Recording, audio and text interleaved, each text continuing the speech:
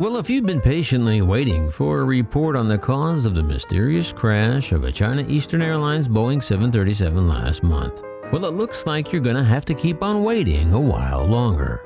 How long? Well, maybe forever. That's next on Maximus.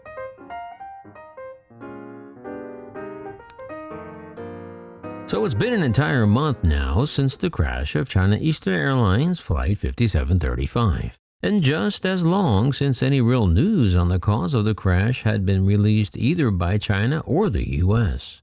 But since China vowed to have answers within 30 days of the crash, they just released a preliminary report on the cause of the crash. However, it's very short on details, allowing the mysterious nature of the crash and random speculation to continue to grow. Well, this Wednesday, April 20th, China said that the black boxes of a Boeing 737-800 jet that crashed last month were badly damaged, leaving virtually no clues to explain its sudden and violent plunge into a wooded China hillside, claiming all 132 people on board.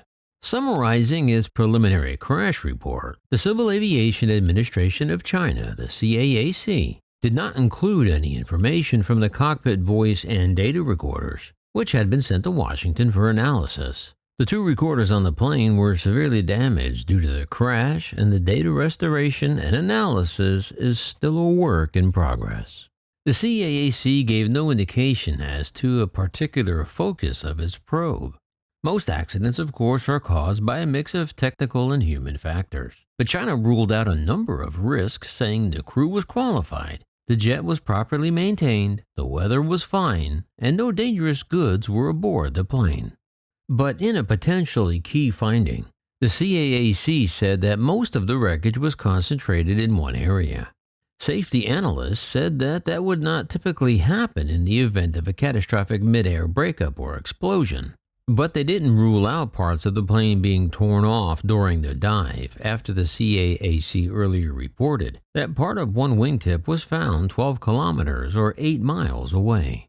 Anthony Brickhouse, an air safety expert at Embry-Riddle Aeronautical University, said, "There are two questions you'd have to ask. Did that piece of the wingtip coming off cause the dive? Or did the dive cause that piece of the wingtip to come off?" Chinese aviation expert Li Xiaozin said in the absence of other findings, the data from black boxes is vital, adding that it could take at least a year or more for the investigation to be completed. Brickhouse said these boxes are designed to be really robust. He said, "I really can't think of an accident in recent history where we found the boxes and we didn't get information from them." China Eastern Airlines, which grounded its entire fleet of 223 737-800 planes after the crash, resumed those commercial flights this past Sunday, effectively ruling out immediate new safety concerns over Boeing's previous and still most widely used model. Additionally, a U.S. official noted that no safety bulletins or other advisories had been issued by Boeing in the wake of the crash.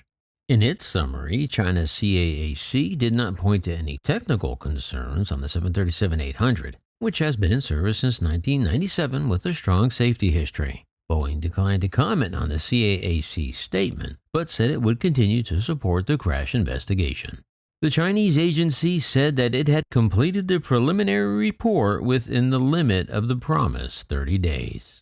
Paul Hayes, director of safety at UK-based Ascend by Serum, said in China such reports are usually made public, though they don't have to be under global rules. He said China doesn't have a tradition of publishing widely accessible accident reports, but in the statement marks a step towards transparency that has been credited with making flying safer worldwide. In its report, the CAAC said that the last normal call from controllers to the plane was at 2:16 p.m. local time, while it was cruising at 29,200 feet, less than 6 minutes before the plane disappeared from radar. Brickhouse said it had appeared the flight was progressing normally and communications were normal, and then all of a sudden, the aircraft wasn't communicating, and that's when it started diving. So there you have it. Still more questions than answers. But honestly, when you look at the wreckage of Flight 5735 and all you see is a 30-foot crater, it's amazing either of the black boxes ever survived. But rest assured, we here at Maximus Aviation will continue to bring you any updates as they develop. Well, that's going to wrap it up for now. And on your way out, please consider subscribing. And also don't forget to like, share, and ring the bell. And remember, leave the rubber on the runway and your troubles on the ground. And I will see you next time in the air. Yeah, this is Maximus.